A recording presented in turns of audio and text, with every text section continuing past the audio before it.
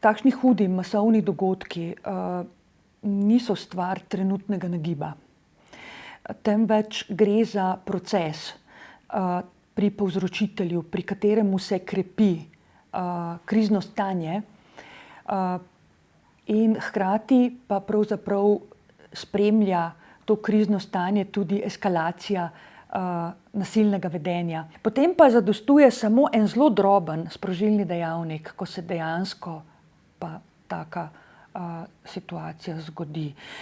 Navadno ljudje rečejo, ja, pa sej ni bilo z njim nič narobe, ja, mogoče je bil malo umaknjen, mogoče je bil malo slabe volje.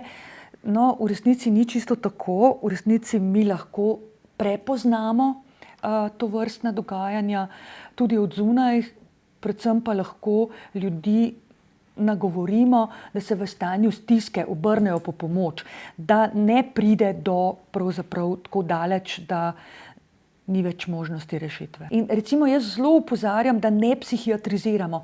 Je pa seveda zelo privlačno, da recimo mi neko vedenje ali pa nek dogodek, ki nam je tako nerazumljiv, tako krut, tako pravzaprav odstopa od nekih naših norm, da ga opredelimo kot s tem človekom je pa nekaj narobe. Lahko ali pa ne.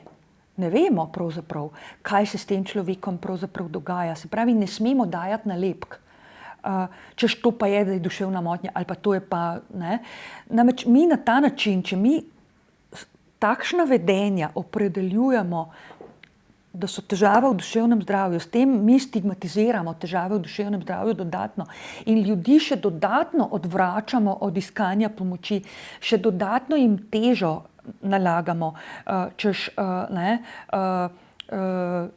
če pa imaš tako pa tako diagnozo, potem boš pa nasilen, si nevaren svojim otrokom. Skratka, a veste, ljudje to lahko potem razumejo na zelo, zelo, zelo slab način in s tem ne naredimo nobene usluge nikomur.